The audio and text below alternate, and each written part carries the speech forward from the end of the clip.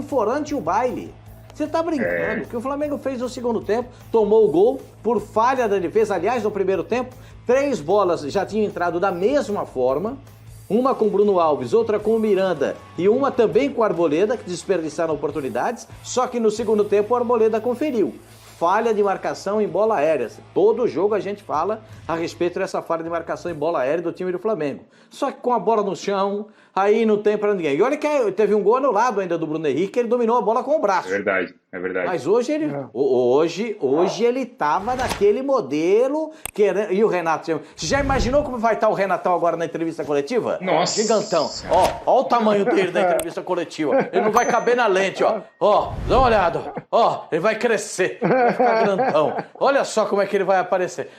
Renatão vai ficar enorme agora na entrevista coletiva. Mas alguns momentos interessantes do jogo. Por exemplo, o William Arão foi tentar ensinar o árbitro como é a regra do futebol. E disse para o árbitro: você de regra não entende nada. Você teve que perguntar para o quarto árbitro. Aí tomou um cartão amarelo. E depois aquela ingresia entre o pessoal da comissão técnica do São Paulo com o médico do Flamengo, empurra, todo mundo expulso. E aí aquela confusão, a polícia entrou, tirou um, tirou outro. Faz parte do futebol. O jogo foi quente, foi legal. Como o Jabuti não sobe em árvore, o time reserva do São Paulo não tinha como ganhar do Flamengo, com todo respeito. 5-1 foi até um placar exagerado para o jogo, mas era normal que o Flamengo vencesse a partida.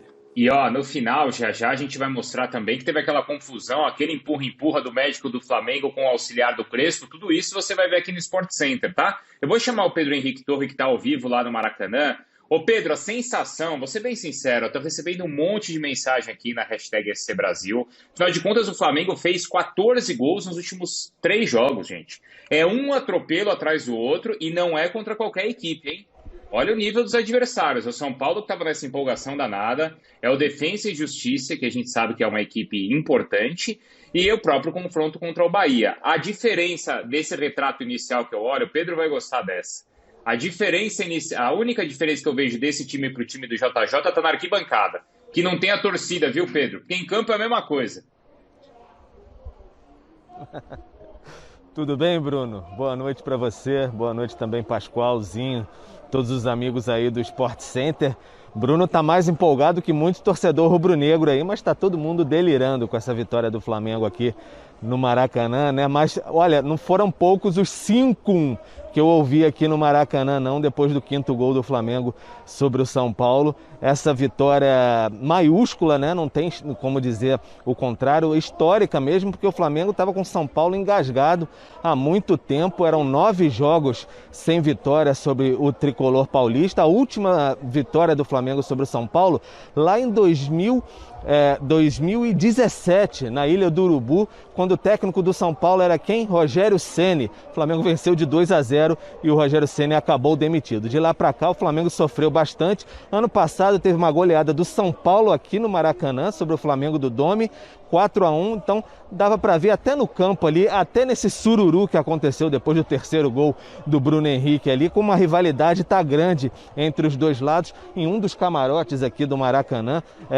parte da delegação do São Paulo estava ali gritando bastante também, então estava um clima bem aflorado entre as duas equipes, mas o Flamengo de fato não foi um coletivo, assim, uma apresentação coletiva tão boa igual a dos outros jogos, como Defensa e Justiça, e principalmente a partida contra o Bahia. Teve mais abaixo, mas individualmente, principalmente ali com o Bruno Henrique, os jogadores apresentaram um futebol bem encantador assim. Não sei se dá para comparar com aquele time do Jorge Jesus, aí já são outros 500, também jogadores diferentes, né? Não tem Gerson, Rafinha, Pablo Mari, mas de fato esse início do Renato Gaúcho no Flamengo tem sido avassalador, né? 4 jogos, vou até olhar aqui para não me perder, 4 jogos, nessas 4 vitórias, 20 gols marcados e apenas 2 gols sofridos, então vem muito bem o técnico Renato Gaúcho nesse início de Flamengo.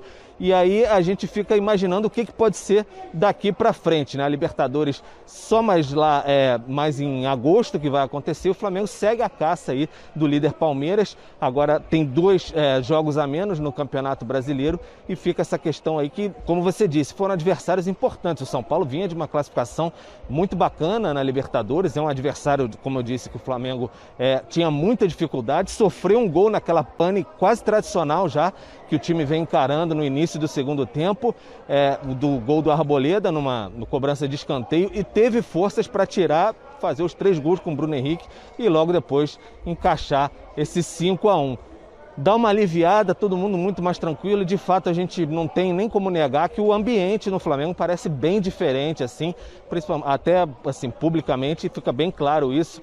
Os jogadores parecem mais leves, assim, com a questão da saída do Rogério Ceni e também a entrada do Renato Gaúcho. O Renato tem essa facilidade, né, de tratar demais do ambiente, assim, então ele vem trabalhando muito bem essa questão, conseguiu a classificação contra o Defensa e Justiça e agora esse 5-1 sobre o São Paulo. O Renato óbvio, não é questão nem de desmerecer o trabalho do Renato e tal, mas ele tem muita estrela, né? Impressionante, porque são 9 jogos sem vitória sobre o São Paulo e no primeiro confronto que ele tem contra o São Paulo no Maracanã, ele sai perdendo e consegue uma vitória de 5-1. Impressionante, Bruno. Então, todo mundo muito contente. Agora o Flamengo tem na quinta-feira aqui no Maracanã o confronto com o ABC, pela Copa do Brasil. Aí a gente não sabe se o Renato vai dar aquela poupada ou de repente vai querer já abrir uma vantagem pela Copa do Brasil, porque domingo tem um confronto fora de casa contra o Corinthians pelo Campeonato Brasileiro.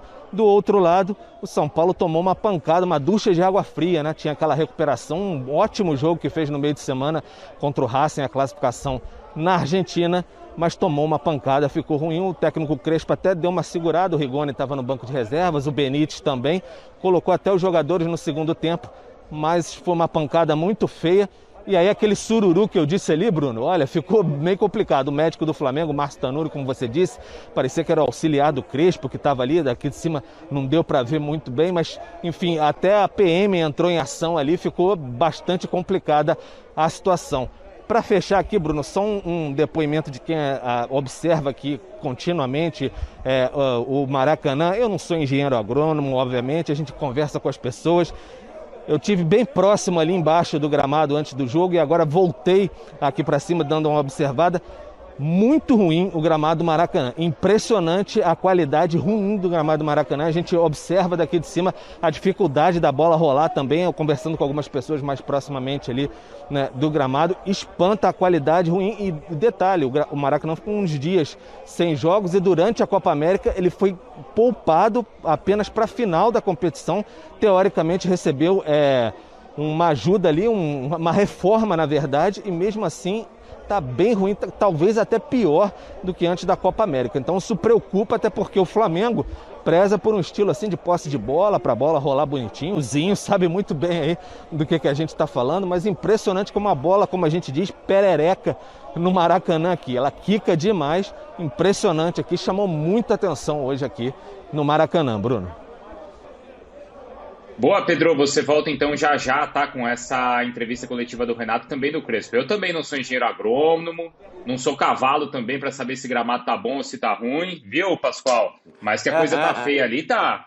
Que fica pererecando, como o Pedro falou, tá. Vamos ver uma tela que o Pedro destacou aí desse tabu quebrado então pelo Flamengo agora com a vitória em cima do São Paulo, tá?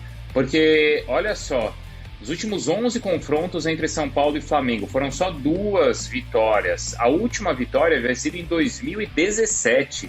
De lá para cá eram 6 vitórias do São Paulo e 3 empates. Os gols marcados pelo Flamengo e os gols marcados pelo São Paulo também estão aí na tela. 5 só hoje, né?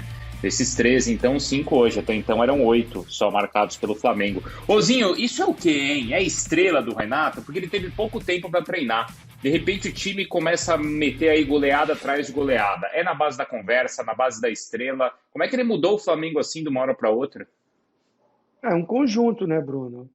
A estrela dele, claro, que essa estrela é muito pelo jeito que ele trata os atletas, que ele conduz o grupo, que ele administra os egos, né, que ele tem essa gestão. cara muito experiente, além de atleta, está há muito tempo como treinador, tem um currículo, né, como treinador, é um cara simpático, um cara bom de se lidar no dia a dia.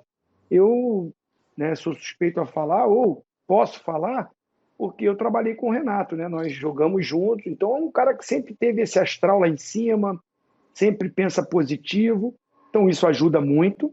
O time que ele tem na mão, que é um timaço, o elenco muito bom, excelente, então trabalhando esse ego, essa administração, dando moral para os jogadores como ele está dando, a tendência é buscar o melhor rendimento. Passa pelo momento do São Paulo de oscilação e de dificuldade para montar o seu time titular. Antes, o São Paulo, nessa sequência, principalmente o ano passado, né, ficou muito latente essa coisa do Flamengo ter vencido o campeonato. Na verdade, foi esse ano, né? Porque o campeonato só terminou esse ano. O Flamengo não venceu o São Paulo. Um dos poucos times que o Flamengo não venceu na temporada. Então isso ficou muito marcante, porque era um baita de um time. Saiu o treinador, alguns jogadores, mas o São Paulo ainda se formando, ainda tendo uma organização de equipe, mas um São Paulo que aprendeu a jogar contra esse time do Flamengo, mais ou menos o que ele estava conseguindo no primeiro tempo. Mas aí essa qualidade individual do time do Flamengo, né, tem jogadores que decidem. O Gabigol hoje não fez um grande jogo. Não foi o Gabigol decisivo, mas do lado dele tinha o Bruno Henrique. Não tem o Gabigol, o Bruno Henrique resolve. O Everton Ribeiro não faz um grande jogo hoje, aí sai do banco o Michael, dá uma amplitude, aí tem o Arrascaeta, aí o Vitinho entra no lugar do Arrascaeta, dá passe para gol. Então, assim, é um time que tem muitos valores individuais e que, com moral, com a estrela e com a boa condução do Renato, faz o time render. Então, está muito em cima disso a quebra do tabu. E uma quebra do tabu com 5-1, o rubro-negro está muito mais feliz e alegre, né? Sim, agora, essa diferença do primeiro para o segundo tempo, onde é que está, Pascoal? Foi o São Paulo que realmente caiu demais, as mudanças do Crespo que não deram certo, ou foi aquele caminhão desgovernado que você falou do Flamengo que passou atropelando tudo, hein, Pascoal? A Betoneira, ela foi ligar a Betoneira quando o São Paulo fez 1-0, o gol do Arboleda. Porque senão estava tudo quietinho, o Flamengo estava quietinho também. Aí tomou o gol porque o Flamengo é acostumado a tomar gol de bola aérea. O Flamengo, a defesa do Flamengo ganhou de 5-1 hoje, hein? Mas a defesa do Flamengo é defesa trem fantasma. Cada curva da bola um susto. O cara vai bater de escanteio, a bola faz curva, é um susto pro goleiro, é um susto pra torcida. Porque ninguém tira. Tem um zagueiro que tem quase 2 metros de altura e não consegue tirar uma bola. No primeiro tempo já tinha sofrido. Agora, cutucaram a onça com vara curta. Aí, quando o São Paulo foi lá, fez 1-0, aí segurou, aí o São Paulo voltou todinho pra jogar no contra-ataque, porque tinha o Marquinhos com o Rigoni. E aí segurou. Quando segura, o Flamengo vai se encorpando, vai chegando, o Flamengo vai jogando, entra o Michael, muda a trajetória do jogo, abre o jogo para os lados, como disse o Zinho, dá amplitude, abre o jogo pelas laterais, dá espaço para quem vem por dentro, e quem vinha por dentro foi executando. E o Bruno Henrique, porque tem uma grande categoria, acabou fazendo 3 gols na partida. Existem jogadores, por exemplo, esse Igor Vinícius, ele não tem condição de jogar no time do São Paulo. Ele não tem condição. Todo jogo é um perrengue desse rapaz na lateral direita. Todo jogo.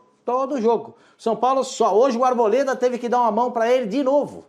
Já foi assim na Argentina e hoje o Arboleda foi dar uma mão para ele de novo. O que faz o treinador do São Paulo? Bota ele para marcar o lateral e não o ponta. Porque se ele for marcar o ponta, ele não consegue. Até porque o Bruno Henrique tem quase 1,90 m e ele tem 1,70 m. O Bruno Henrique atropela. Passa com tudo em cima dele. Então, hoje, com todo respeito, o São Paulo optou pelas condições erradas. Eu vou falar uma coisa aqui que pode chamar atenção e vai chamar atenção, porque eu sei que isso já está acontecendo. Se o treinador do São Paulo não começar a botar o time titular para jogar, ele vai perder o cargo no São Paulo. A torcida vai tirar o Crespo. zona do rebaixamento, dificuldade, vem Copa do Brasil, São Paulo nunca foi campeão. Esse negócio de ficar mudando toda hora, mexer, você vai ver, vai pesar contra ele. Quando dá certo, como no Palmeiras, é brilhante e é sensacional. Quando dá errado, o treinador é professor Pardal. E aí quem cai é o técnico. Então tem que começar a entender o Campeonato Brasileiro. Ah, ele está entendendo a Libertadores, legal. Ele está entendendo a Copa do Brasil, legal. Mas no Brasileiro?